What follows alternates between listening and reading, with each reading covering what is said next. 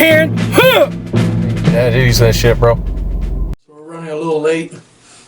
A little late with the cast. Had a busy weekend. Happy 4th of July to all you folks.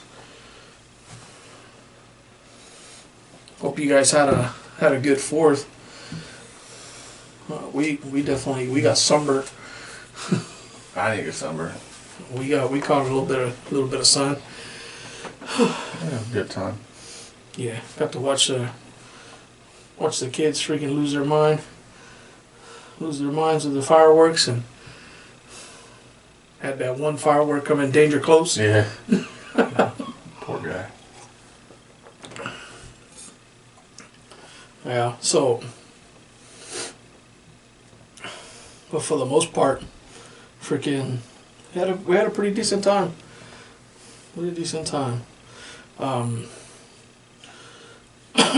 We got a couple things planned out. A couple things not so planned out, and let's see if we can actually chop through it, because we've had quite the few weeks of news and all kinds of other nonsense. Their phones. If you look closely, it looks as though the phones aren't even turned on. You can't make this stuff up, honestly. And speaking of Biden, we all know he's made some seriously weird comments in his time, but I may have found one that takes the cake. Have a look. Yeah. You're good. Let me whisper a secret. Don't tell Mommy what I told you. Yeah, I don't know what to say about that. He sniffs too many children, that man. But to leave you with a bit of a laugh. have you ever wanted to learn how to... Yeah, and the only way you're going to see that on like any kind of mainstream media is through the Australians. Because the Australians don't give a shit about talking about the American president. Yeah, it's hilarious. Yeah. The guy's a fucking goof. He's so yeah, a couple minutes into this, and we're already shots fired. Oh, This guy is ridiculous. is ridiculous. So knowing that you got this reputation, because it's insane. He has to know that people look at him as a career pedophile.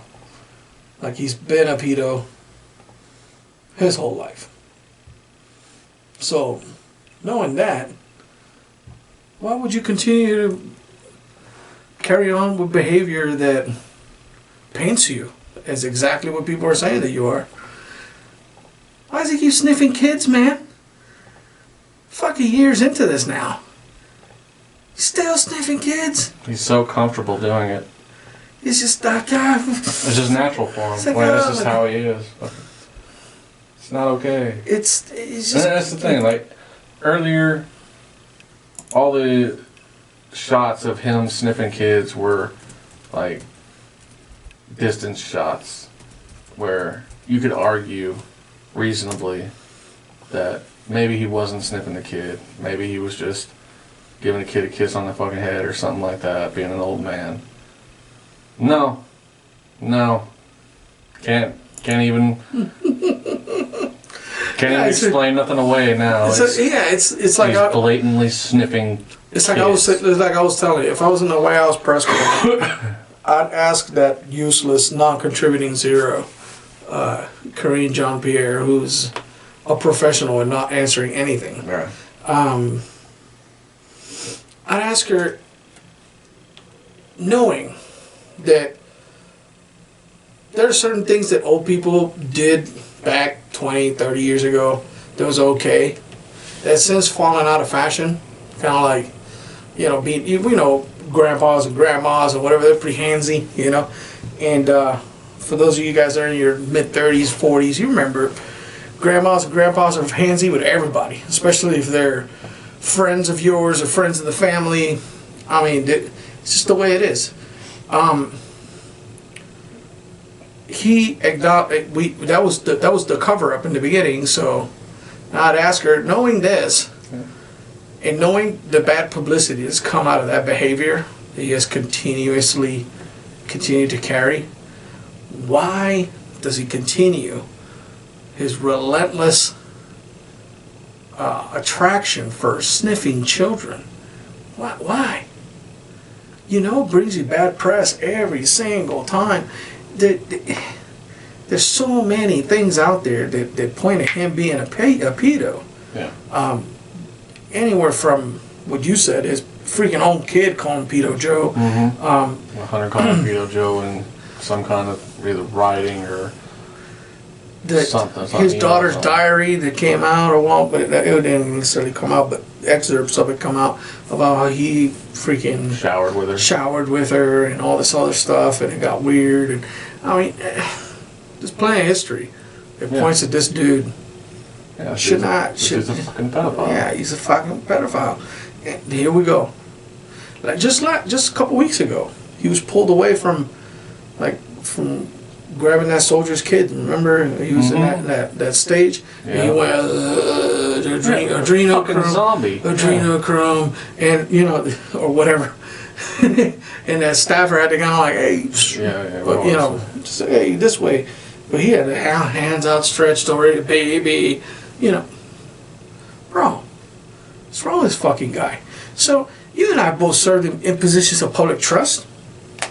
Some of our viewers served or are serving in positions of public trust. I ask you, just like I ask home, what happens when enough, even rumors, come up about you and you're serving in a position of public trust? Do you not get suspended?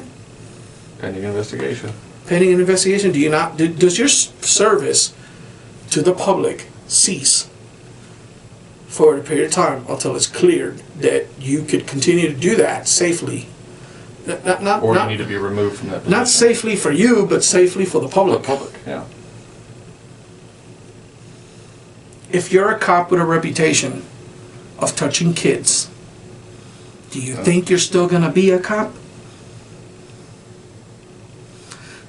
Some places the answer is yes, because you know, state jurisdictions are what they are, and this is not a, you know, there's not a blanket anything that, you know, that states handle their law enforcement disciplinaries how they do. But generally speaking, you're no longer a cop until we prove otherwise, or we prove that you're 100% shouldn't be a cop anymore. Right. So why is it that the highest standards of public trust are placed on some of the lowest people in our population? And by low, I mean like lowest ranking when it comes to decision making and when it comes to this kind of stuff. Like, I mean, police officers consider blue collar trade. Are you asking why are police officers held to a higher standard than the President of the United States? Than the President of the United States. His decisions can impact the planet. You fucking peasant. They are That's your right. betters. I should know my fucking place. You should know your fucking place. I should know my place. Who are you to question the Bidens and their role in our society? Well, societal norms don't apply to them. Like not diddling little kids. Doesn't apply to them. mm-hmm. They can fuck all the babies they want. Sniff all the diapers in the country. Jesus. Is there no one? No. You have to ask. Yeah. If there was someone, there'd be someone to know about. Is there no one? No, there's no one. They planted all the judges. No judge will actually hear the fucking case. No prosecutor will actually hear the evidence.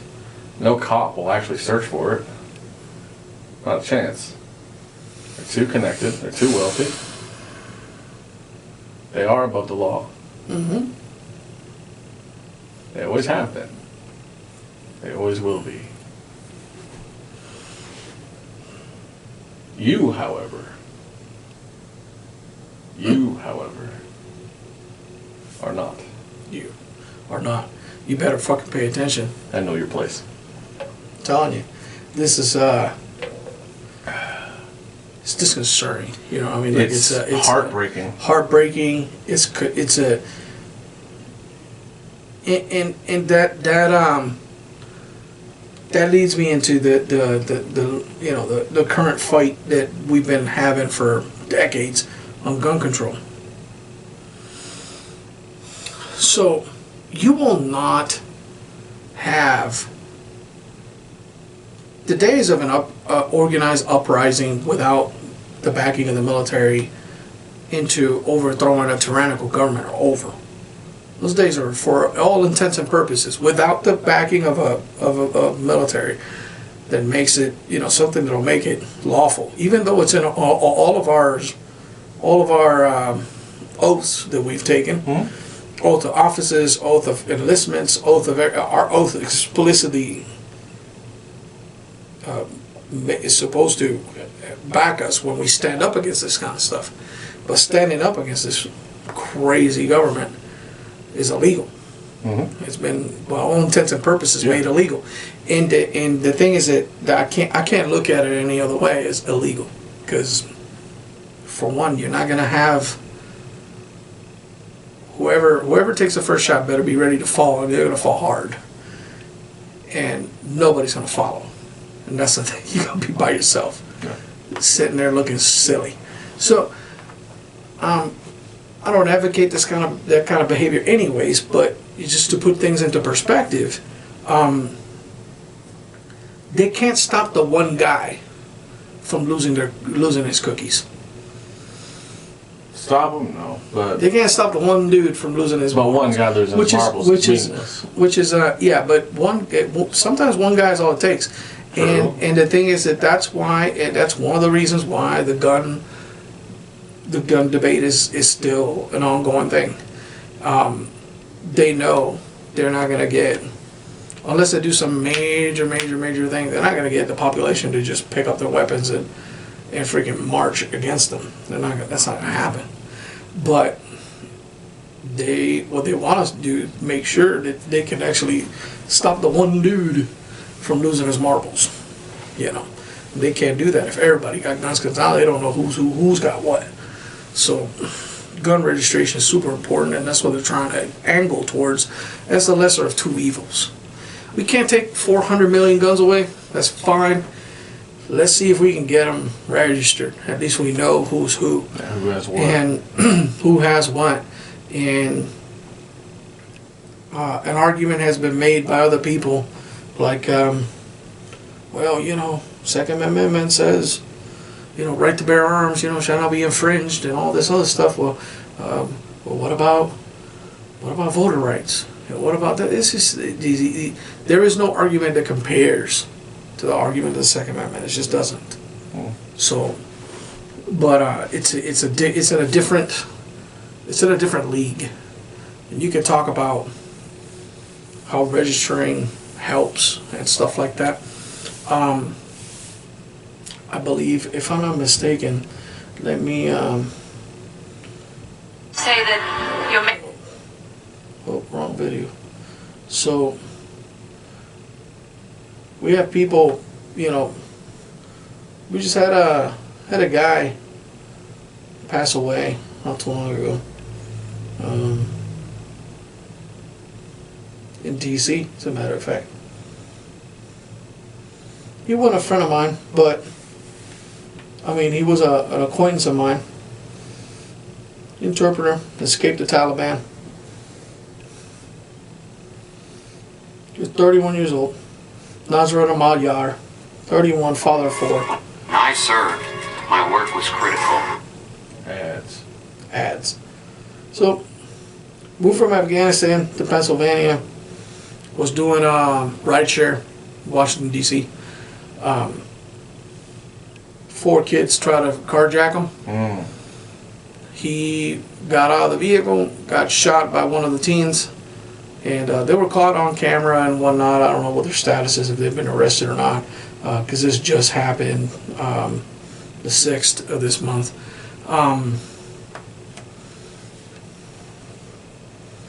I got history with him. There's a picture of me and him. The guy in the middle. Yeah. So, U.S. Special Forces in Afghanistan, Oh, okay. trained dude, could not own a gun. Because of his Honestly, immigration his status. immigration He status. wasn't a citizen yet. His immigration status precluded him from owning a firearm, and that's fine. I mean, that's generally a decent rule. But the point is that Well, I mean, he's in D.C. and he's in D.C. he wouldn't have been able to have a gun anyway. No, of course not. But the thugs that killed him did. Right. They attained him illegally, which is bad.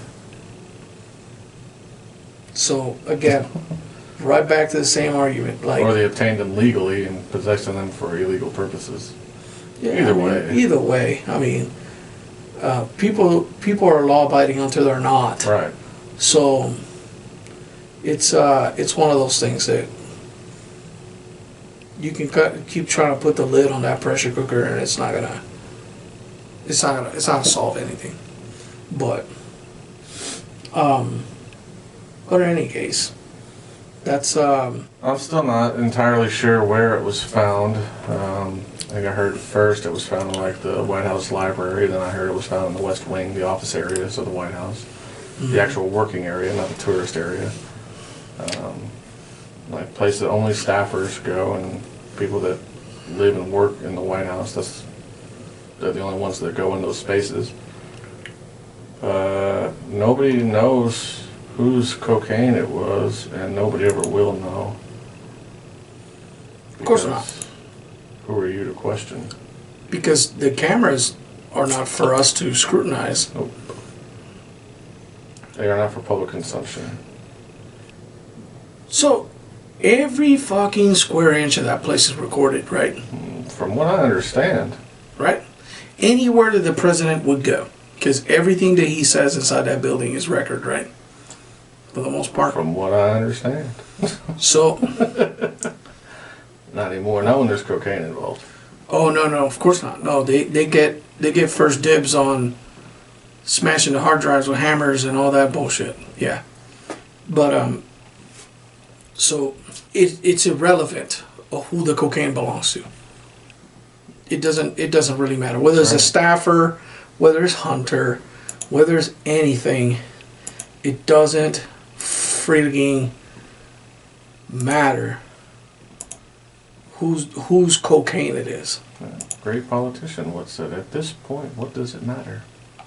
Remember those words? Yeah, I mean, yeah, but it's Hillary Clinton doing a yeah. We came, we saw, they died. Yeah, that broad, yeah. the one that left my friends to die. If you don't know what I'm Freaking talking about, Benghazi. Hillary Clinton did a congressional hearing on Benghazi when she was Secretary of State, and that was her words to Congress. At this point, what does it matter? It matters that American troops died. Yeah, well, they don't care, and they never did. But while that's going on, we just sent a bunch of cluster bombs, cluster munitions to Ukraine. No. Say it ain't so. Yep. The United States sold cluster munitions to the Ukrainians. So cluster munitions have been banned by a Geneva Convention. That's the, let me pull it up real quick. The Convention on Cluster Munitions, CCM, if you want to look it up. It was signed by over 100 countries, including the UK, Germany, France. A couple of countries that didn't sign it, though, was the United States and Ukraine. So, cluster munitions are banned in over 100 countries. And the reason they are banned is because it's not guaranteed that all of the bomblets that come off of a cluster munition will detonate. So they get left in the battlefield years and years and years after the conflict is over. So if like little kids or livestock or anybody This goes is through a bunch there, of UXOs, man. yeah, it's a bunch of unexploded ordnance, which if you tussle it just right, or it gets hot or cold, or anything could set off those things, it explodes. It explodes well at, I mean, they've been dealing with this in Africa for So, years and years. France dealt with it quite a bit after World War I because they still have areas of France that are absolute no-go zones because of the amount of unexploded ordnance in the areas. So, is Ukraine an industrial country or agricultural? By their exports, they're mostly agricultural. So that means they'll be probably trying to till fields Maybe. covered in kablammy blams Maybe. to spread all over the freaking countryside.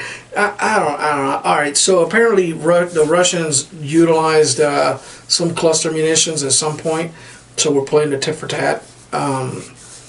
But the real reason why those were sold instead of your regular 155 and 105 artillery shells is because we're almost out of them.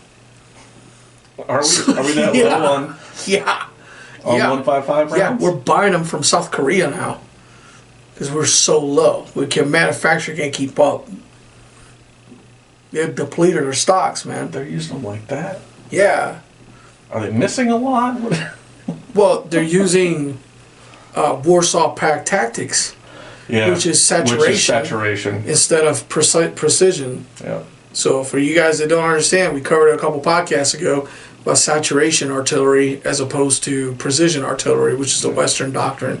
In Western doctrine, we utilize forward observers and other means to manage precise delivery of artillery or ordnance, period, whether it comes from an aircraft or whatever. So the point behind it is not, it has several points behind it.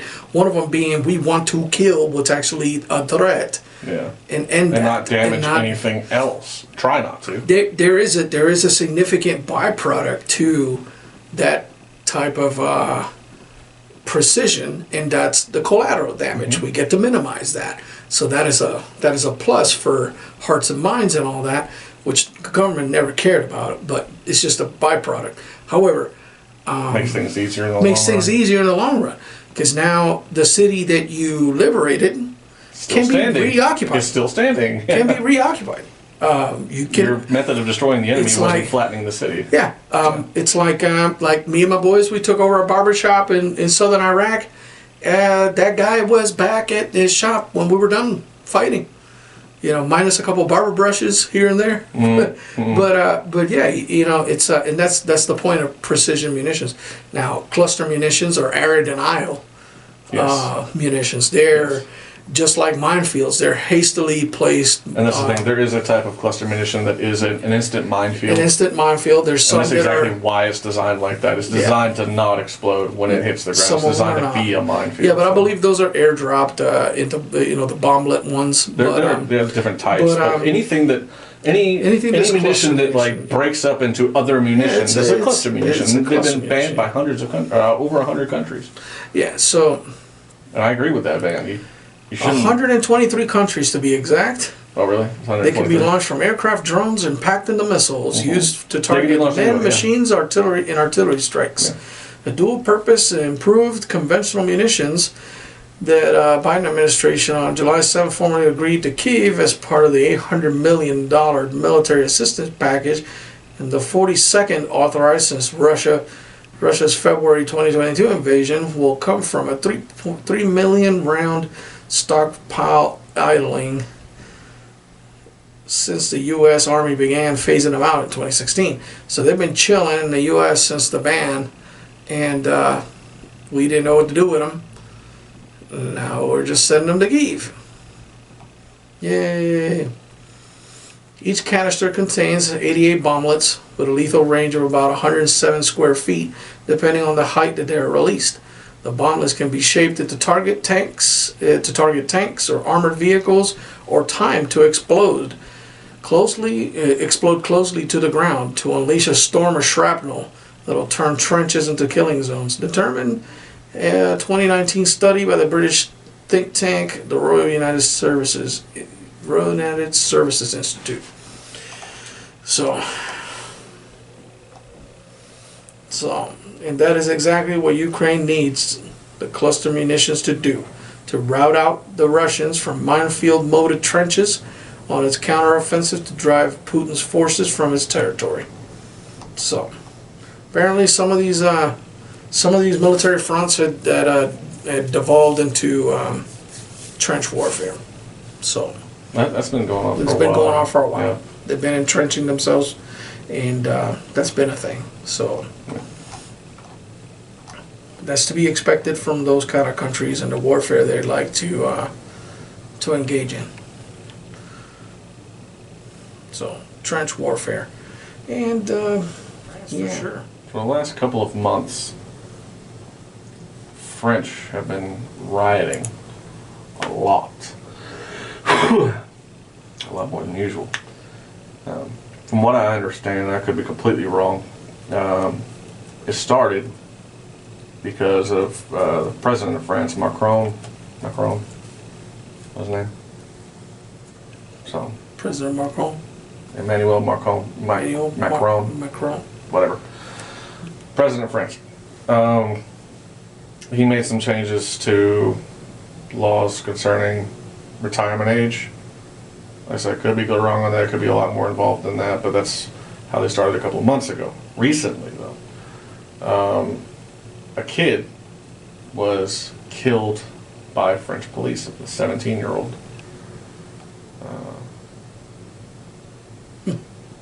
And now the riots have turned extremely violent.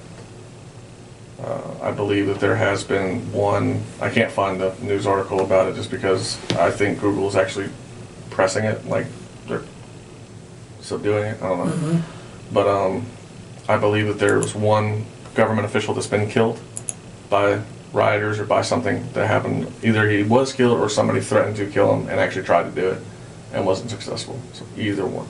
Like I said, I can't find the news articles now. I found them like the other day, but I can't find them now. So that's been going on.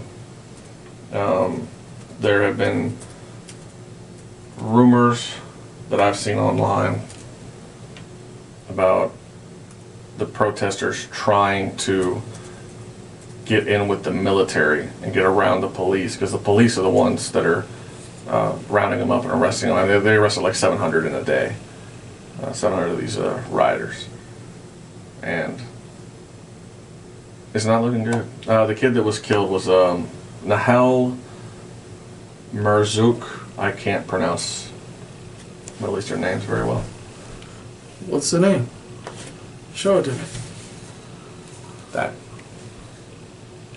Oh, Nahel Merzouk. Yeah, Nahel Merzouk.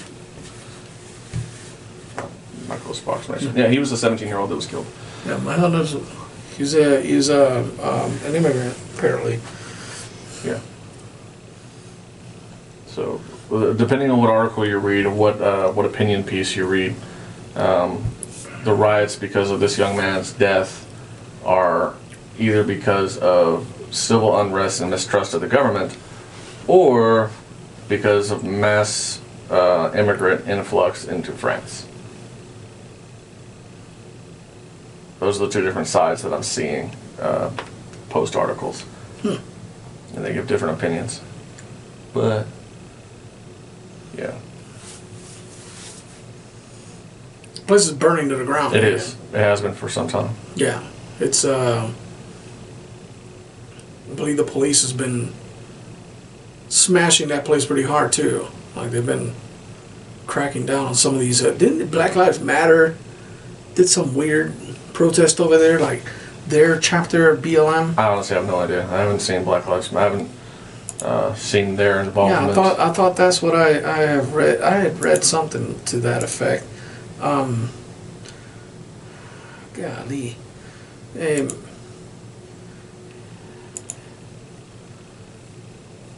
Yeah, let me see. Freaking.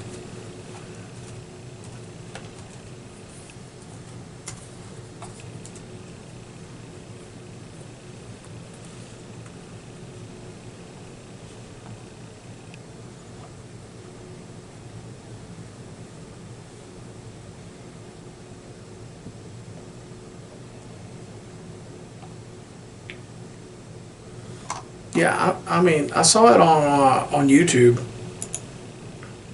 There was like some weird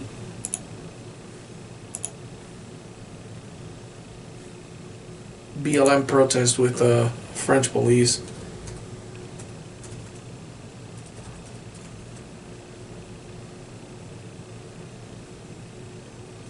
I'm seeing an article here from like 2020, but nothing recent.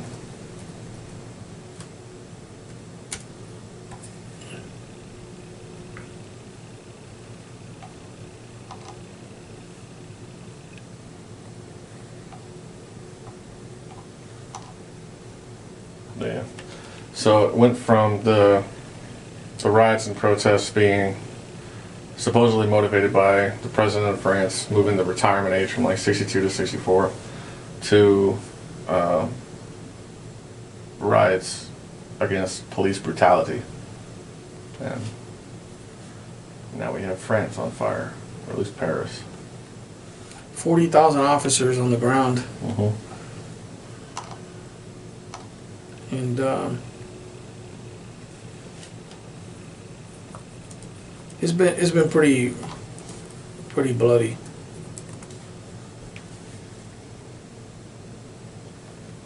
Yeah, 45,000 police. Mm-hmm. Good Lord. Over 150 people arrested. I read somewhere there's like 700 arrested in one Yeah. day. That's, where do you put all those people? That stadium. You'd have to, right? Mm-hmm. That's what they do in Puerto Rico. What did they do in Waco after the Twin Peaks thing? How did they put them all? That was like, what, 200 bikers? Something like that?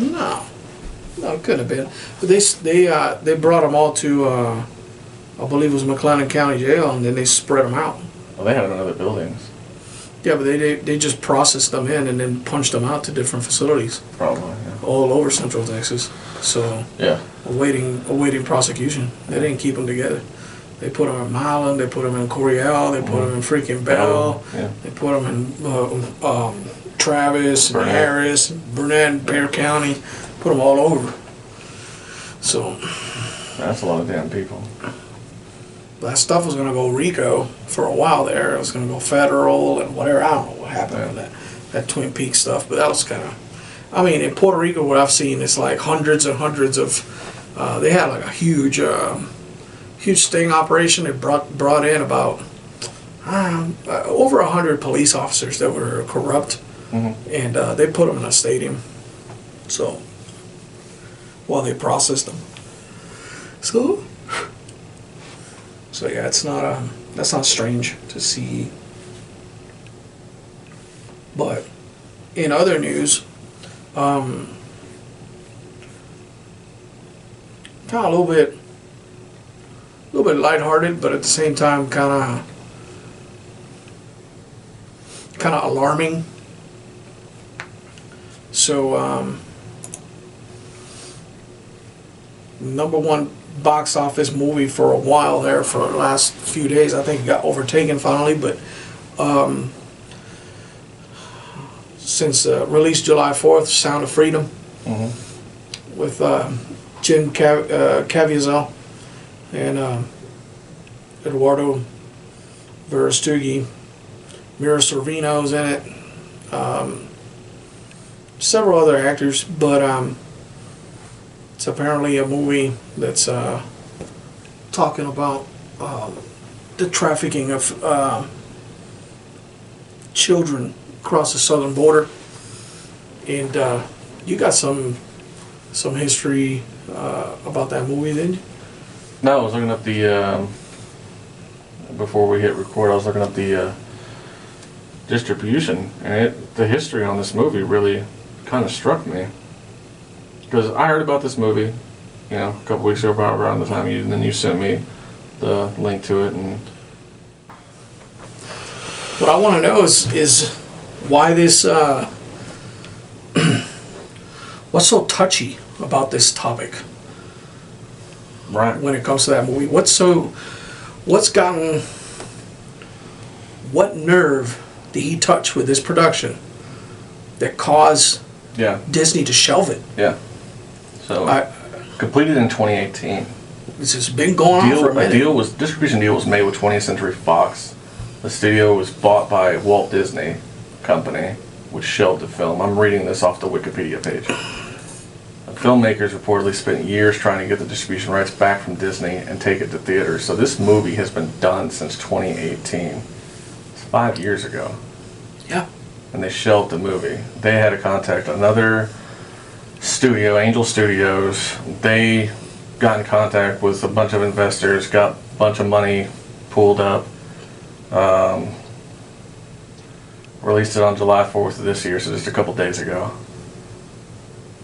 Used crowdfunding, got 7,000 people to invest $5 million in 2 weeks to get this film advertised and distributed, and yeah, it's a anti-human trafficking film. And yeah, why was it shelved? Why? I mean, this is right now. This is one of the #1 movies in the country, and it was shelved for 5 years. It should have been released 5 years ago. So, as Jim explained on one of the podcasts that he was on, it doesn't even qualify for an Academy Award under the new Academy rules. Academy rules. Yeah. Because the new Academy rules have gone with the equity, inclusive, and diversity and inclusivity, whatever scores. So your movie has to have a diverse cast of this, diverse cast of that, has to include all these different, you got to hit all these benchmarks in order to even be considered, which a lot of artists, even liberal artists that are doing movies nowadays, are considering that those standards they're counterproductive to the artistic process, because the Academy Awards were to reward the the movies for their artistic expression. And when you pigeonhole studios into this particular bracket of scores that they have to meet to get their movies even considered by the Academy, that's no longer an artistic award. It's Popularity contest. It's a popularity contest to see which studio is the most woke, and I'm not understanding that, and a lot of people are not understanding it, and it's quite possible that you get the #1 movie in the nation, not get a single nomination for an Oscar. Yeah. Which is fine by Jim, I mean, and all them people that did this movie, because they did it for us. Yeah, for the information. For the information. So this is not a documentary. This is a movie. Yeah. But it exposes a couple things that the left, for some reason, whatever reason would that be, Yeah. they don't want anything to do with it. It is a fact that the Biden administration has aided and abetted the easy transfer of humans, traffic of humans across the southern border of the United States with their policies. Well, if you want to get into fucking trafficking, it doesn't stop at the Bidens. Of It course doesn't not. start at the Bidens. Oh, no. They're the latest Yeah, this people is at in the helm. office right now. But this yeah.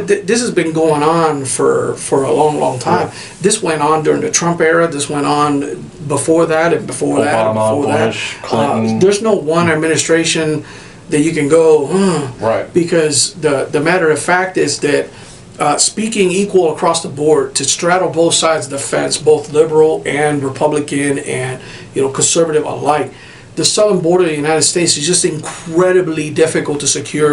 Period. Yeah.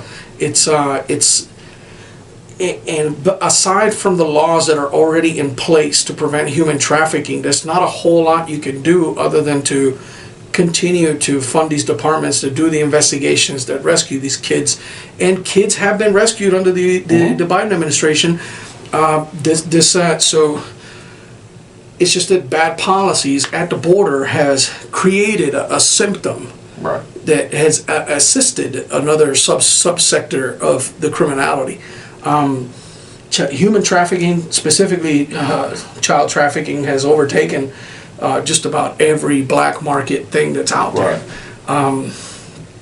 It is the most profitable industry to get into when it comes to criminal entities. Yeah. They've recognized Yeah, it. if you're going to smuggle something, Humans smoke is where it's people. at. Yeah. Humans is where it's at. And this has been happening no matter who's in the White House. So don't take it from me as me saying it's Biden's fault or because it as a former as a law enforcement officer, I can tell you that that's not entirely true. The laws are there, and there's nothing stopping me from, if I were to be exercising that capability from pressing charges on somebody for doing this. It's they're not protected in the classical sense, but there are things that are going on within the structure of that government and within certain groups of elites that lend themselves to that kind of behavior. We're still waiting on, and we'll probably be waiting to the end of days on what's going on with Ghislaine Maxwell's alleged list. don't hold your breath. Alleged list of bad guys. She was convicted of human trafficking To no one. to whom we don't know. Right. And it's not that. So I can understand a level of OPSEC with this kind of stuff.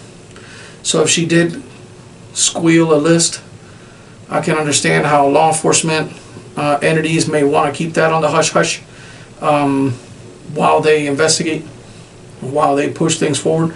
But this is a Department of Justice that has proven itself to be inefficient at best with the shielding of elites.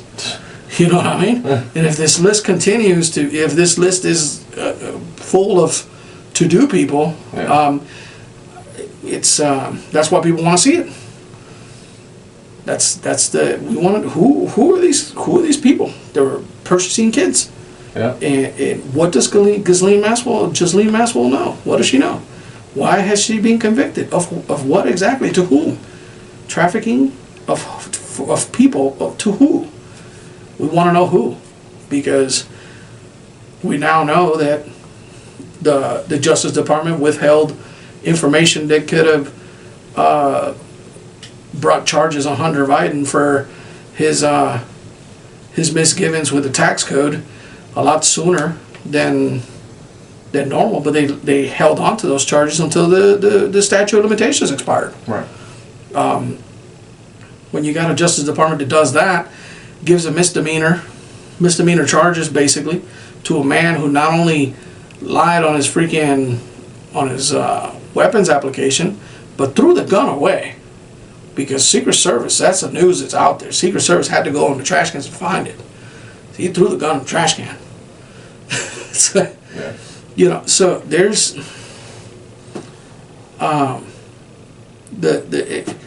it's insane. It's all insane. And then this is the same Department of Justice is bringing charges on Trump every other week. Right. So the thing is that, for me, and I can say with my heart of hearts that it's the same for you, it's not who goes down, but let it be equal across the board. So if you're bringing charges on Trump, that's fine. If he did the crime, he should do the fucking time. I don't care how much you love him. If he broke the law, he should fucking do the time. But the thing is that we have heard already of all this overwhelming evidence of these other guys Yeah. that just happen to be on the other side of the fence. They have also broken the law and they have not been brought to justice. Yeah. So why are they prosecuting this guy and not doing anything with these other guys? That's the problem. Yeah. Is that And that's what kills me the most. that's what kills us. So You hear the Democrats all the time, oh, nobody's above the law, meaning they just charged Trump with what. There are people above the law, absolutely. he's looking at Yeah. how many 400 some years. I don't know. When it's all come said and done, 71 Oh. charges or some crazy shit. It's you know what? I don't. If he broke the law, let him fall. But you already have all this evidence that's been provided to you 34 felony counts for falsifying business records.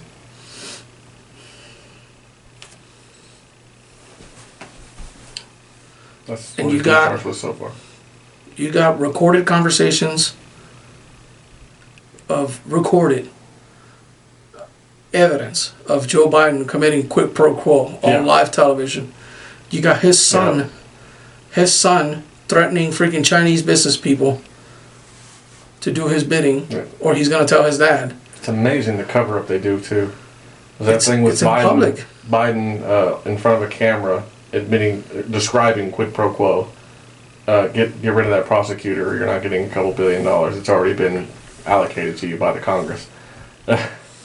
The video I showed you a little bit ago, Hillary Clinton talking about the voting machines Yeah. and how Silicon Valley told her that they were unreliable and they could be Yeah. hacked and they could be manipulated and they can be manipulated to put out whatever the hell is going on. So Which is exactly what they did. which is exactly what they did. So And they're going to do it again. you talk about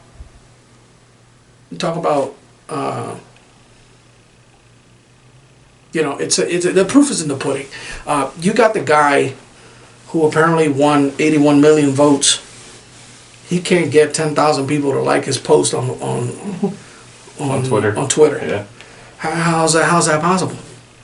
How's that possible? So it's like, oh my god, dude. I was like, you can't get 10,000 hearts on your this is what I did, look at what I did post on it's insane to me. Which moves us into into what I wanted to do. So last podcast we did a segment where we were kind of featuring. We're doing this every week, or not every week, but every recording, which is about once every couple weeks or whatever. We like to feature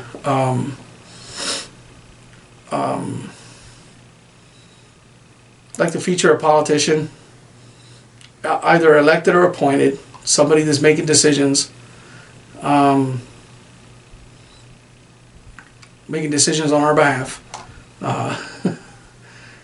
when it comes to our laws and everything, and like to expose them for their idiocy and how retarded they are. Now we've kind of wrestled with this with what this is gonna be once we get done. Is it gonna be a deck of cards? You know what I mean? We're still talking about it. Is it gonna? You know what I mean? Like, what is it? What is it gonna be? Because these are all people, whether they're Republican or now, mind you, during our research, we can find. So what we're trying to avoid the low hanging fruit. Yeah. Because those are obvious to just about everybody. Yeah. The people that have made the news over and over again for People that are made the news. just how dumb they are, like AOC is the best Yeah, example. I mean, it's like, that's too easy. That's too easy. She's already there. She's an easy punching bag. It's like, Yeah. kind of like, people have been they beat the hell out of her. I mean, they beat her up so bad, people have gone up to her in person and just told her how dumb she is. Yeah. So it's trying to get those guys that are, and gals that are a little bit more low key behind the scenes that you may not hear about too much, but are trying to advance bad decisions that could impact all of us. Now, one of them for this podcast is I like to feature this very dangerous person, and also not the brightest light bulb in the pack, Let's give you some Mr. of the history on it before you say the name. Yeah, go ahead. So, this gentleman is from Meridian, Connecticut. Grew up in a bilingual household, speaking Spanish and English. He's got a Bachelor of Science from Central Connecticut State University. He got a master's degree in bilingual and bicultural education from University of Connecticut. And he's got a doctorate in education from the University of Connecticut. He started his career as a 4th grade teacher. Moved up to being one of the youngest principals in the state. From 2015-2019, served as assistant superintendent for teaching and learning in his hometown of Meriden, Connecticut. Adjunct professor of education at the University of Connecticut's Department of Educational Leadership. Probably guess who it is by all that. Maybe. What's his height and weight, man? Was he? Height and weight. Is he coming in I could probably find at out. 5'10" for you? I don't know. I don't see any full body Right. pictures of him. Just shit behind a podium. That's about. So, this highly educated pile of shit. To give you a little background on how he freaking landed on my radar. Not that that means anything because I'm a nobody, but this freaking Riri. For you guys have been following the news, the Supreme Court shut down the Biden's freaking the debt relief program that they were going to do for education. They deemed it unconstitutional, and they shut it down. Now, they did a White House presser, and he just doubled down on how it's going to happen anyways. And so, mind you, it's been ruled, I believe it was 6-3. Yeah. It's unconstitutional. Mm-hmm. One of the votes against was the affirmative action hire, Ketanji Johnson, or whatever, I think that's her name, Ketanji, Supreme Court Justice Johnson, or Jackson, I think is, look it up for me now, and I really, who was appointed by the Biden administration specifically. Get me lying to you about that first name. Ketanji is how I pronounce it. That's how it's specifically, she was appointed specifically because she's a woman of color. That's what Biden said that he would wanted to do, and that's exactly what he did. He wanted to appoint a female of color for Supreme Court justice, and that is exactly what he did. Now, Ms. Johnson can't even tell you what a woman is. Yeah, I remember her Senate confirmation hearings. Her Senate confirmation hearing was atrocious. Yeah. And so She wouldn't cross the lines of like trans talking points or. she has girls too. Anything like that. She has girls daughters? too. She has daughters. Yeah. All these degenerates, scumbags, which is what they are, which is why I'm on the fence of whether to call this a freaking deck of cards or not. All of these, because they're all threats to the sovereignty of this nation. They're a direct threat to the sovereignty of this country. They're a clear and present danger to the United States as a whole. These scumbags, they'll have kids, but they will not cross the line to tell you what it is. You know, they asked her, "Can you tell us what a woman is?" And she could not. So of course she voted no, and on this particular thing, you know, that it wasn't unconstitutional. So did Sotomayor, which is the Puerto Rican appointee or whatever, and she's I don't know who put her up there. I think that was an Obama thing, but Sotomayor was in the Obama days. I don't know enough about Sotomayor to talk smack about her, so I can't tell you whether she was an affirmative hire or not. I just haven't done the research, so I will not speak about her. But this Puerto Rican, he's a freaking moron. And here's him for the next couple I still minutes, haven't said his name. Mr. Miguel Cardona. I don't want to say. I mean, it just pisses me off, man. Yeah. He's He's the Secretary of Education. For the Secretary of United States. Education for the United States. So, without further ado, here's Miguel Cardona.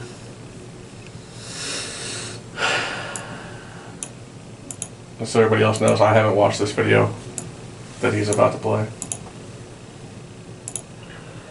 Good afternoon. In the last 48 hours, our country has been set back in terms of providing equity and access in higher education. And as you heard from the President, today the Supreme Court ruled against more than 40 million working families. Let's be clear. What? 40 million working. What? All right. About who would have benefited from the President's student debt relief plan. Nearly 90% of relief would have gone to borrowers making less than $75,000 a year. 20 million Americans would see their debts drop to zero, with 20 million more seeing lower payments. This would mean fewer borrowers falling into delinquency and default when payment pause ended. We're not talking about the millionaires who benefited from the billions in tax giveaways a few years ago. We're talking about low and middle income families recovering from the worst pandemic in a century. I strongly disagree. The pandemic. Always got to lean on the pandemic, bro. Got to lean on that. With the court's decision here. So today, I want to assure our students, our borrowers, and families across America, our fight is not over. We're taking action. The President, the Vice President, and I have put borrowers first from day one. We refuse to go back to the way things were before the pandemic, when 1 million borrowers defaulted each year and faced devastating financial consequences. So let me tell you about the actions we're taking today. Number one, we're going to open up an alternative path to debt relief for as many borrowers as possible, as quickly as possible. While we acknowledge the court's decision, we began the negotiated rulemaking process on settlement and compromise authority today. The fuck does that mean? So you're going to set up a separate line item to pay off debt? Is that what he's trying to talk about? Even though this has been ruled unconstitutional, he's going to set a separate line item for debt relief and then do it on the slide? Did he just say that? Is he talking about putting it into the U.S. budget? Did he just say that? Because that's what it sounded I'm not sure like. what he's talking about. Because I'm not sure what he's saying. It's circle talk. Sounds like fucking, no Taliban here, mister. That's what it sounds like to me. Just freaking bullshit villager circle talk. There ain't no bad guys here. That's what it sounds like to me. It sounds like you're about to freaking open a line item in the budget specifically for that. Like some slush fund that they're going to freaking dip out of for this. Which is, you can't. To circumvent the court's decision. Alright, let's continue. Yeah. More information on the new regulations will come out shortly. Number two, today, we are rolling out the most affordable income-driven repayment plan ever. This new plan is called Saving on a Valuable Education. SAVE. It'll cut monthly payments. No, you fucking moron. Save is with an A, not with an O.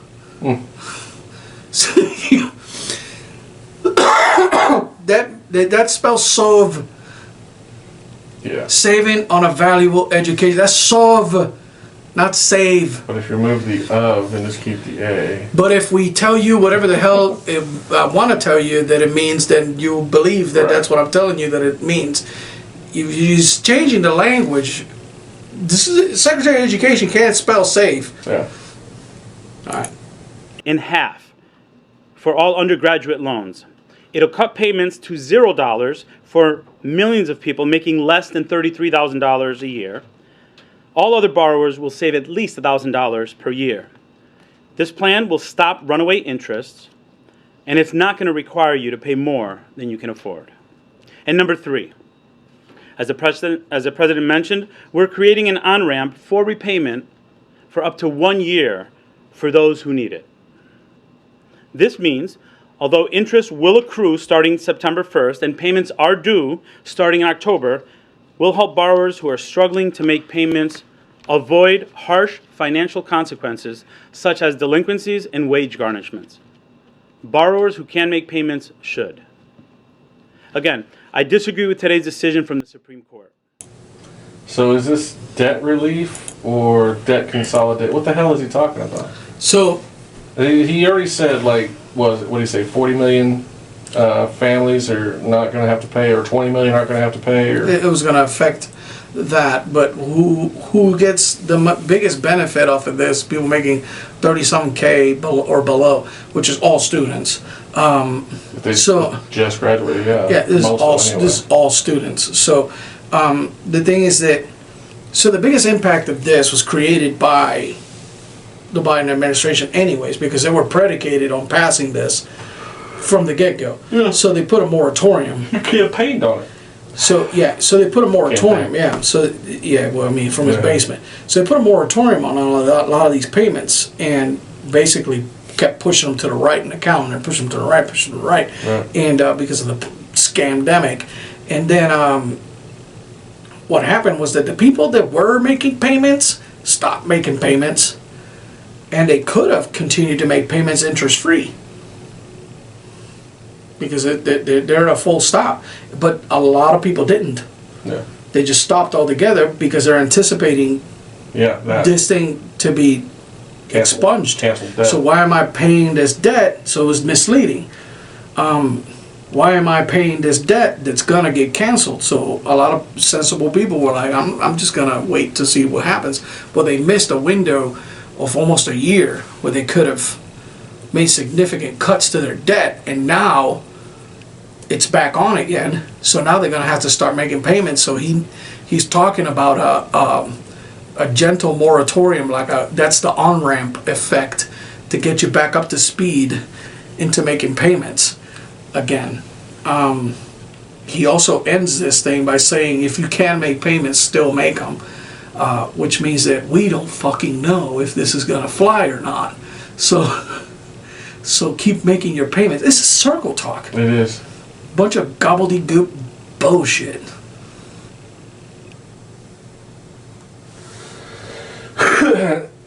And no, I'm trying to find the right words, because Well, he can't find them. He can't even spell save. right. Solve. But these loans are private entity loans. It's not like the banks are owned by the government. So if you're talking, the government cannot force a private entity to forgive a loan. But what the government can do is buy the loan and have you pay the government. Right. This is if you took a scholarship, like if you borrowed from the school, that's fine. But if you borrow from FAFSA, you fucked.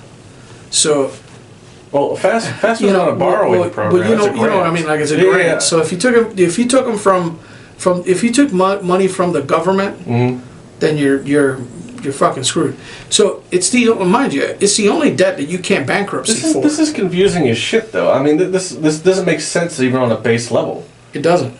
Like, because, That's why he's our idiot of the fucking week. and I'm trying to look it up here. I'm wanting to see. I'm not a financial expert. I'm wanting to see if the government taxes banks on money that they make on loan repayments. Because how is this beneficial to how is this beneficial to anybody, really? If you completely wipe out somebody's debt, of course it's going to be beneficial to the individual, but the government doesn't do shit unless it benefits them. It's plain to see. It always happens. Like, they don't do anything unless it benefits them directly. And I just looked this up. Loan income isn't taxable. Like, if you get a loan from the bank, the money you got from the bank isn't taxable income. Unless the loan is forgiven. Yeah. Another thing. If a personal loan is forgiven, it becomes taxable as cancellation of debt income. And a borrower will receive a 1099-C tax form for filing. That is from Investopedia. So I'm wondering, What the fuck are they talking about? You know? I'm wondering if this is a scam. If this is a scheme that they came up with. Of course it is. That the government can get more money off of these people directly rather than getting it from banks who aren't getting paid back their loans. Of course it is. Do you think these people care about anyone? No, that's what I'm saying. Yeah, That's the thing. Like, I think they're going a roundabout way to fuck the people that are taking these loans out. like, yeah, it's the MO of this administration. They're mobsters. They're fucking mobsters. They're basically passing that fucking loan from fucking Vito to Tony and increasing the VIG. Probably to be cashed for a favor that'll be mentioned later or some bullshit. It'll come back to bite you if you take this bullshit from the government. If you sign up for this nonsense, it's gonna bite you in the ass. I think so. It's gonna bite you in the ass. The tax code, the U.S. tax code doesn't support this. As you just. I think I want to be careful in what I say because I don't want to put shit out there. You know the what thing I mean? is that they put shit out there. Yeah. And that's the thing. We're working with the shit they fucking put out there, and it doesn't help that you got a freaking an illiterate with a doctorate degree somehow. Can't even spell the simplest of 4-letter words, and he wants to freaking, now he's championing this stuff, and he can't even explain it to you, speaking in circles and not telling you exactly what it means and what it's going to do and what's the impact. So another freaking unforeseen impact, because you and I are kind of big picture dudes. So if you borrow money from me, and I know that I'm 100% without a doubt I'm going to get my money back. This is one of those few things that the lender has a guarantee from the U.S. government that they're going to have their money back. It's a no-brainer for me to lend you the money. But what's stopping me from raising the money for the next guy? So if I give you fucking 30 grand, I know I'm going to get my 30 grand back. Next year I'm going to charge 40. Because I'm running a fucking business here. Mm-hmm. What's stopping lenders from doing that? It's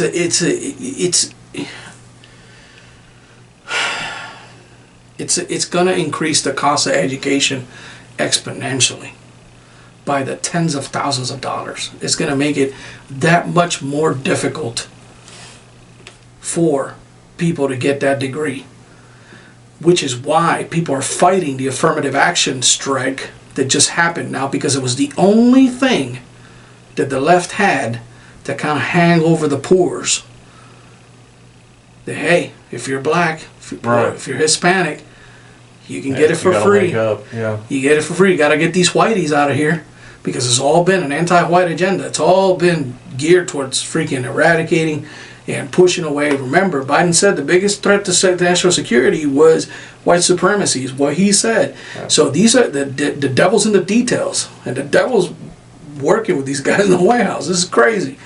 The only thing they had hanging was affirmative action in schools, and now that that's gone, they're all losing their shit, because now it comes back to a merit-based freaking incentive system, a meritocracy. So now you gotta qualify for school. It's not just because you're black, it don't mean shit. Yeah. You know, now you gotta have the scores now. So, and other schools have decided to say, nah, screw that, we're gonna do our own thing anyways. Like Harvard. Harvard said, we're gonna continue to be woke. There ain't nothing you can do about it. That's fine. That's their thing. They want to continue to water down the value of their degree. That's their prerogative. Well, I mean, it's all well and good until somebody makes but it's happening. A rights lawsuit against Harvard for that reason. Like, they were denied admission because of the color of their skin. But it's happening already in other little microcosms all over the place. Airlines are starting to hire pilots based on diversity. Mm-hmm. Airlines. You know those metal things that are in the sky? One of your biggest qualifiers for flying one of them freaking things is the color of your skin. Since when has that fucking mattered for anything? It's not a qualification. it's a physical thing. It's got nothing. It's not, and it's not even like an extra appendage or something. That's like, well, blacks have 4 arms. Well, duh, that's a no-brainer. Let's hire that guy. He can touch more buttons. That's like, you know what I mean? Yeah. That's not how that goes. But that's the direction. It's, if you guys, if you guys that are watching this or get to watch it, if you have not seen the movie Idiocracy, I think we brought that up a couple times. you have to watch it because it is verbatim what is happening in the direction that this country's headed. The world is headed in this direction. It is ridiculous. Went from a stupid comedy It's to a prophetic movie. It is ridiculous. And you got guys like Miguel Cardona who sit there and bold-faced just lie and just say whatever the fuck comes to mind or whatever he's told to say. And mind you, that he just basically stood in front of the nation and told us that he was gonna figure out how to undermine a constitutional decree, Supreme Court. a Supreme Court decision Yeah. on the constitutionality of a particular subject. Right. How he's gonna undermine that. Now, this is also a blueprint for how to undermine the constitutionality of other things.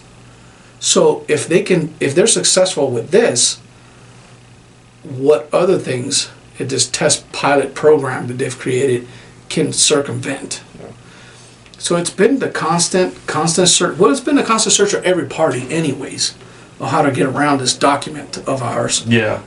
Loopholes in the Loopholes in the Constitution. Constitution. Yeah. I'm pretty sure there are people The who make Republicans have careers. done them. The Republicans have tried their hand at it.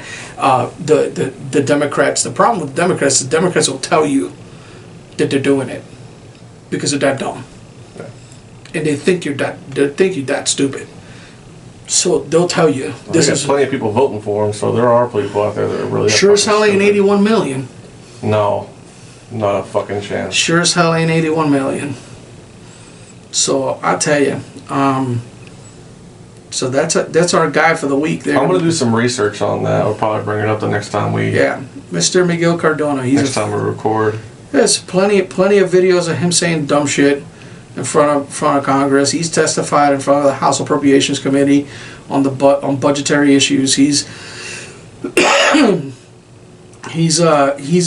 testified on on the gender battles. You know, when it comes to freaking same sex. The trans kids in the locker rooms. I drank something, went down the wrong pipe, and it's been killing me. But he's been in the mix with all this nonsense, and the guy's dangerous. If allowed to continue with his, But he gets to make decisions on how schools operate. He's the Secretary of Education. he is the Secretary of Education, which is it's a hot button topic when it comes to education, especially when it comes to our little kids and all the crazy attempts for indoctrination that have been different jurisdictions have been trying to undertake when it comes to drag queen story hour and when it comes to freaking crazy books on curriculums and bonkers teachers with purple hair freaking talking about who they would like to have sex with in their private time to talking to 5th graders. It's like, make no mistake about it. A good portion of these people. My days in school were a long time ago, and if you were to ask me which one of my teachers was gay, I have no idea. No. You ask me which one of my teachers was married. For most of them, I don't know. Beats me. Most of the teachers, even when I was in college and I was studying political subjects, political science specifically, Right. I can't tell you what the political leaning of most of my professors. One, definitely, because he was outward about it. And that was, I graduated college in 2016. Right. High school, much before that, I couldn't tell you the political leanings of any of my teachers. From middle school, from what I can remember, from middle school to high school, there's no way. I don't know. I wouldn't be able to tell you definitively. I could tell you, I think that guy might be a Democrat. I wouldn't be able to tell you for sure. I never knew what their leanings were. I never knew what their sexuality was. I never knew anything about their personal life unless they outwardly put it out there that they were married or they had kids, or I never knew if any of them were gay. A couple of them I suspected. I had But I a don't teacher. know. I had a teacher that had kids in my class. Yeah, They had at least one kid in my class. I think I had something. And like I that had too. no idea that I'm sitting there, doing homework that his mom assigned me. Mm-hmm. I have no idea. I had a math teacher whose daughter was in my class, and Yeah. I The thing I don't get where the hell this crap came from, where the teacher has to put out to their students. coincidentally that is But to their students that they're gay or they're trans or they're non-binary, or even that these concepts exist, especially to elementary school kids. yeah. One thing that I have one interaction that'll stick with me forever with teachers. There was one interaction that I'll never forget for as long as I live. This same math teacher, this one dude, he told me at one point I wouldn't amount to shit, like flat out. I mean, he was very adamant about it. I kind of tuned him out a little bit, and he's dead now. So You remember if there was anything that provoked that? Did you piss him off? Or? yeah. I pissed him off. Oh, okay. I was a notoriously bad student when it came to homework and stuff. Right. I didn't read books a whole lot. Okay. I read the About stuff. how old? What grade? Oh man, dude, this must have been 10th grade or Okay. Okay, so you were in high school. so. Yeah, I was in high Teenager. school. All right. And he pulled me over one day, there in the coming out of the classroom, and I think I had just not done the homework or whatever because I didn't feel like doing the homework. And he freaking chastised me, and he was like, "You're not gonna amount to shit." I mean, flat out. And I'm like, "Okay, hey, whatever, bro." I just kind of nodded my head up and down. I didn't say anything back to him. Right. Just because that's the era I grew up in. I'm not going to disrespect them either. I wasn't one to lash out at teachers anyhow. So, Right. and but that stuck with me. Kind of I was like, I'll never forget his face as he freaking told it to my face, and just whatever. I was like, oh, well, all right, not a problem. I was like, fuck that guy. He's dead now. I know his daughter too. His daughter may see this podcast. For all I give a shit, fuck you and your dad, dead motherfucker. It's just little shit that. And my point of saying that is that there are interactions that teachers have with children that will forever stay with them. Yeah. Because they're that impressionable. You're that impressionable. Even at 10th grade, I was that impressionable when And it you're comes around to those teachers for a lot of time.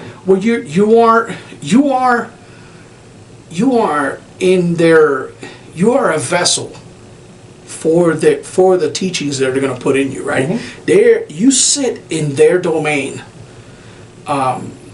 Your standards of discipline within this classroom are already established. You have to pay attention. You have to, quit the chit chat. There's some discipline to it, and you sit there and you have to absorb whatever the hell this person's saying for the next however long your class is, and perform. Right. You're impressionable. In the same respect, I had an algebra teacher who was by far the best mathematic teacher I've ever had, Mr. Araujo. I'll never forget him. Specifically, his story was kind of unique because he's Cuban and he was Soviet educated in sciences and mathematics. And he immigrated to Puerto Rico. He's long dead now. He was a very old man when I met him. And Mr. Araujo, it was the only teacher that I learned algebra through him. Right. I couldn't learn algebra through anybody else, no matter who taught it. Right. Whatever. He had just had a way of teaching it where I understood it, grasped it, and I was able to implement it. Right. And this guy, I fell asleep in one of his classes one day, and it was the last class of the day. And the bell rang and everything, and I mean, I was asleep, bro, like out. The classroom was empty, and I woke up.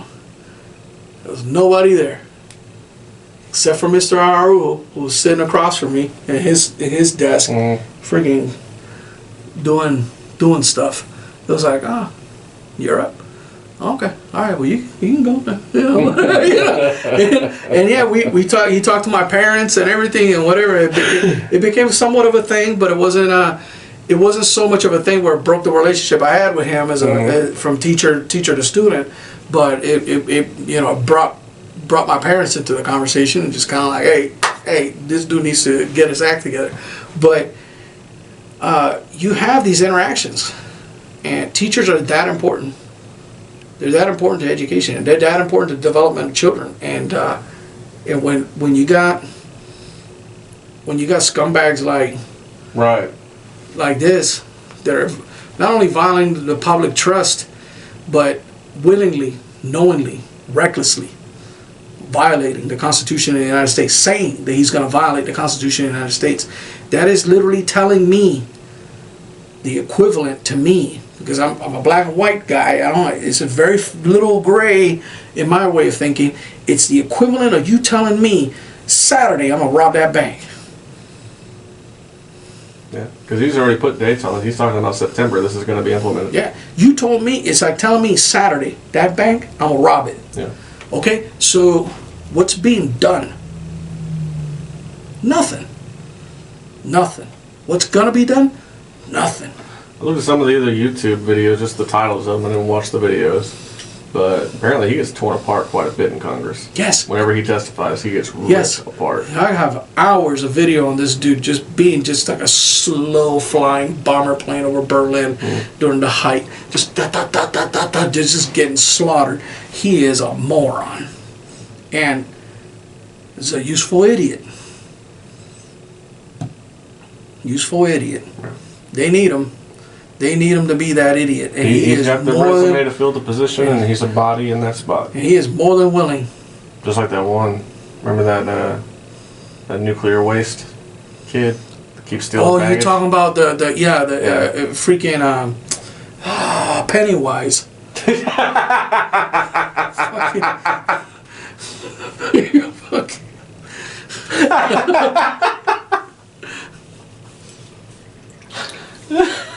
I don't know why I thought you were going to say something serious. Fucking Pennywise. Stole that lady's designer clothes, man, and then posed in it, and she was like, "Those are my life's achievements." You know?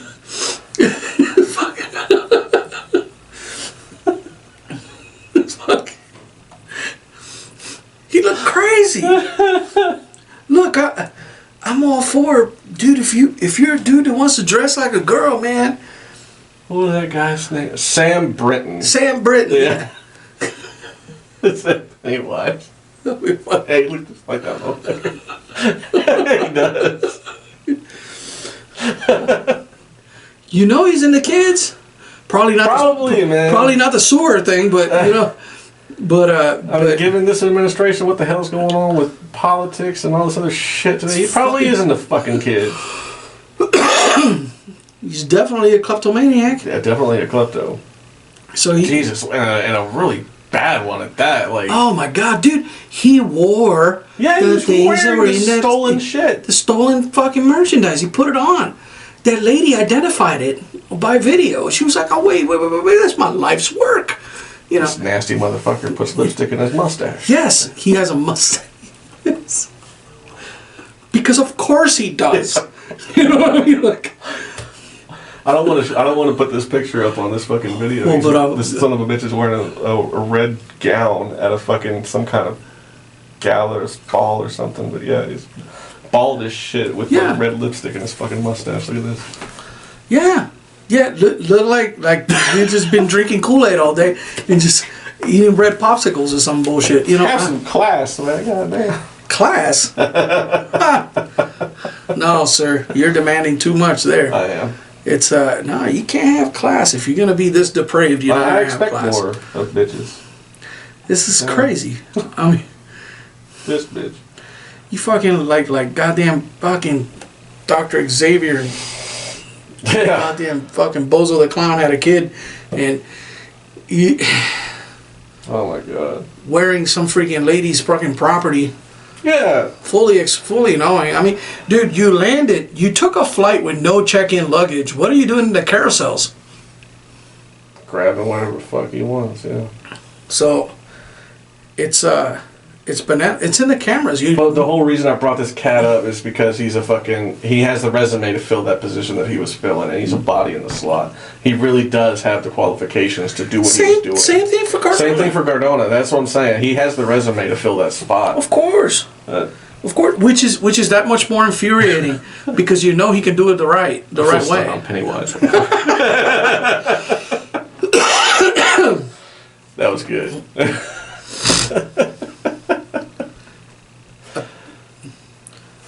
Who's Cardona look like?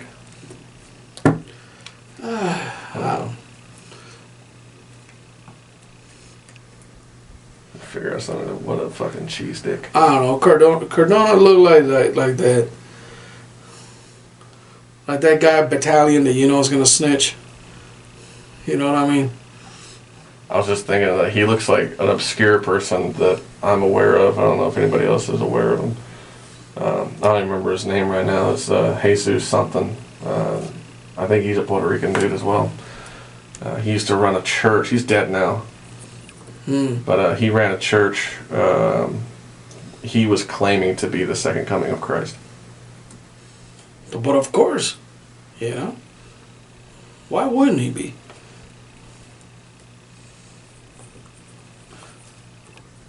So that's the thing I need to address with our viewers. Like, leave a comment below, or whatever. What do you want? Do you want? Jose Luis de Jesus. I had to look him up. I can't remember his damn name. We're still deciding on whether to call this segment "Deck of Cards."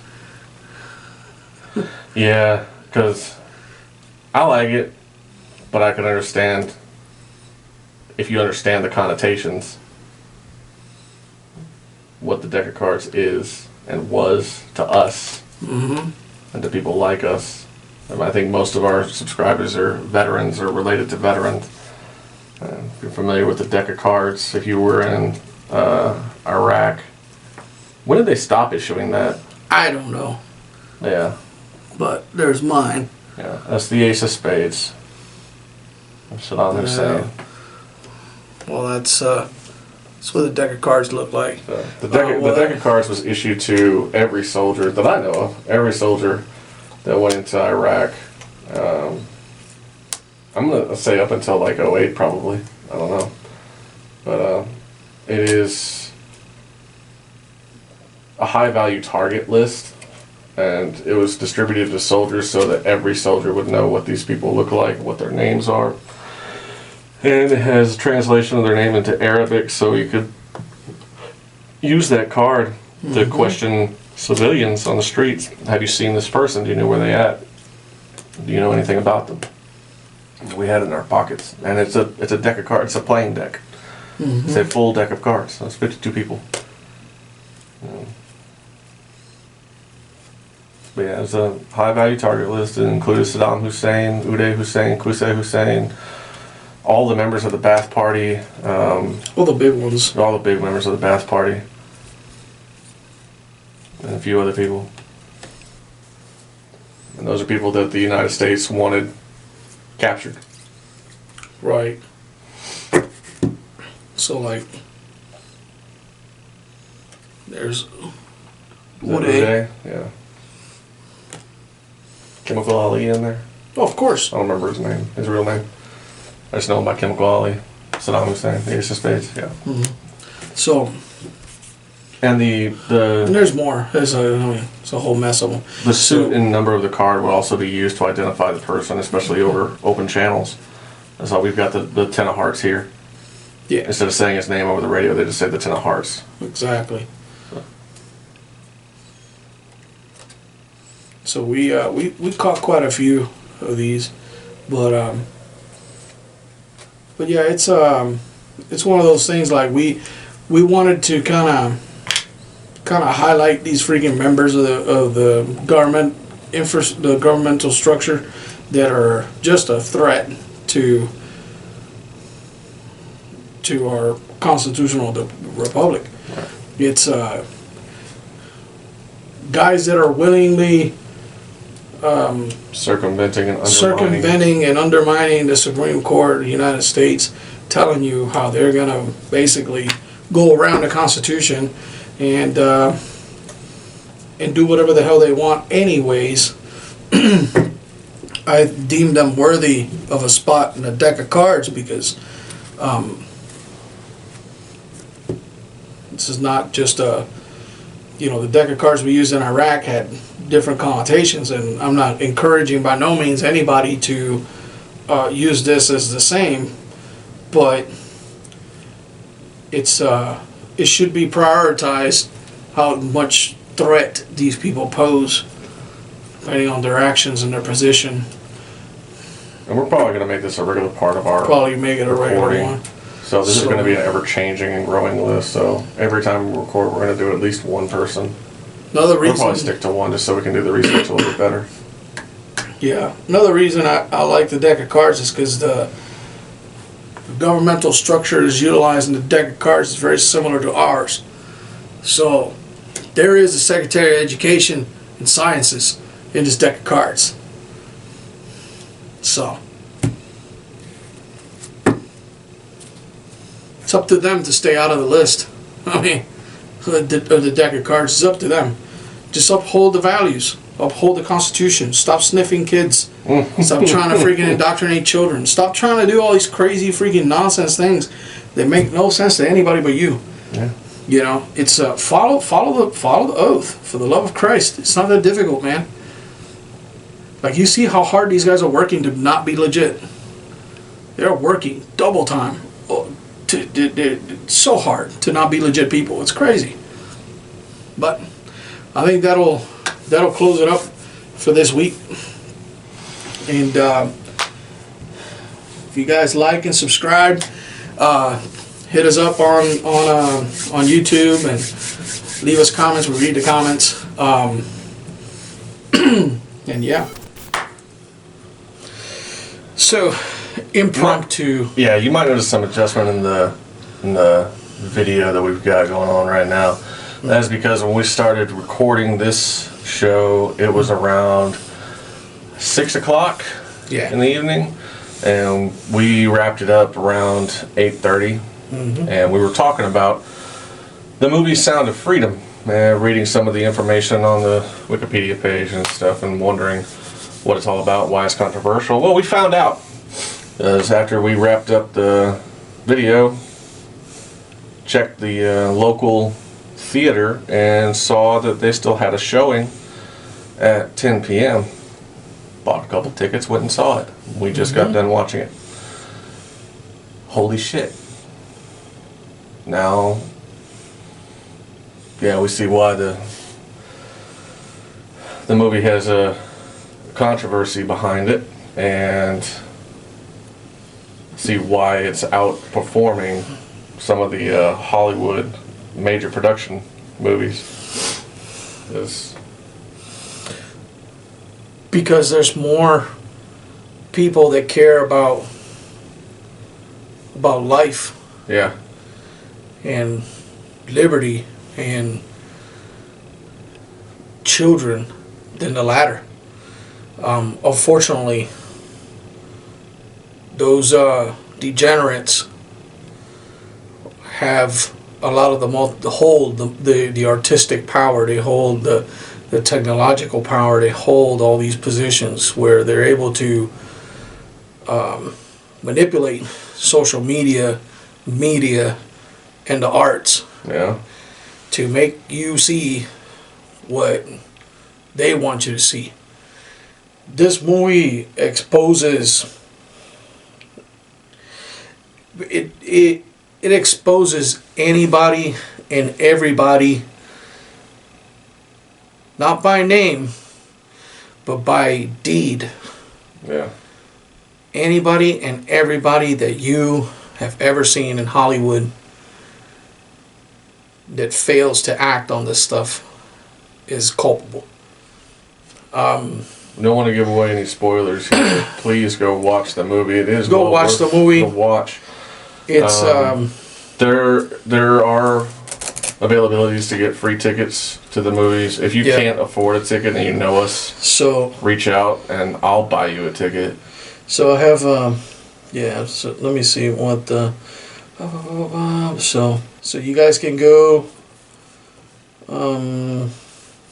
There's a fund to watch this movie for free. If you want to know, or if you want to actually figure out how or whatever, I don't know how people would go about getting those free tickets, but I know the site where they're bought. It's angel.com, and guys that want to, you can pay, guys like me and James, we pay it forward and secure free tickets for people so you can go actually watch the movie free of cost. That in and of itself speaks volumes about what this movie is really about. It packed a punch. Yeah. It packed a punch. Yeah. I'm not gonna lie. Probably one of the most powerful movies I've seen in my entire life. When it comes to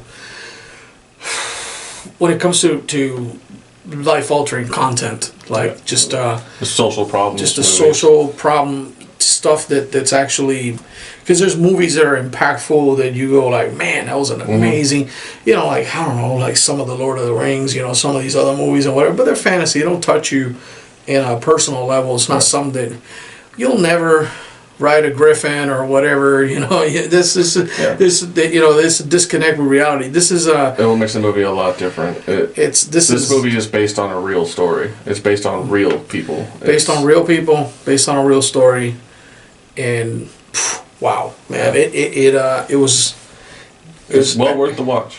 hard to see at some points, hard to digest at some points, all worth your time.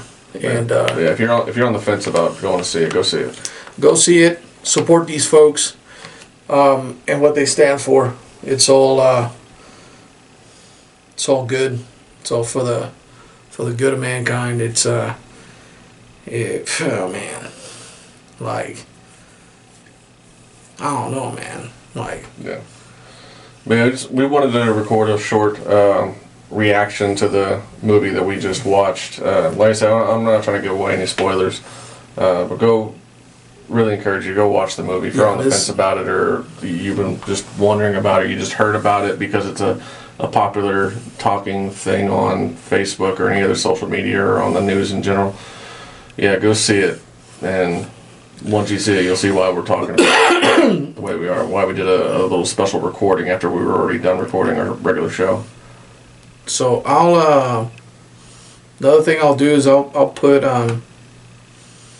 links to some of the podcasts that the main protagonist is involved in, so you kind of see more or less what it's about. I believe Sean Ryan. So I just found a way to, sorry to interrupt you, Okay. but I just found a way to claim a free ticket, and we'll post a link on the description. Because it's a website you gotta go to. So we'll post this link on the description. Yeah, I'll post it on the description below, and there's a couple other podcasts that are out there with Jim Caviezel, and he speaks at length about this movie and the journey to make it, and it's well worth the watch. But that's what I'll leave you guys with. Just thought I'd do a quick little quick little reaction, and because it was that powerful of a movie. It was I don't think I would have been able to sit a week out without speaking about it after already having spoken of it Right. during the podcast. So Y'all have fun out there. Be careful. Watch your kids. We'll see you next week or whatever, like a couple weeks from now. Probably a couple of weeks. If Probably a you couple got weeks. any input for the show or any questions, hit us up in the comments section. We Yeah. respond almost always. Yep. We responded to every Yep. comment. We're on Rumble also. Same name, At Ease Podcast on Rumble. At Ease Cast at Rumble. And we got follow us on Facebook as well. We got our little channel. And I just started Twitter for us. So Did you? Okay. so we're on Twitter as well. News to me too. So, yeah. So, see you guys when I see you.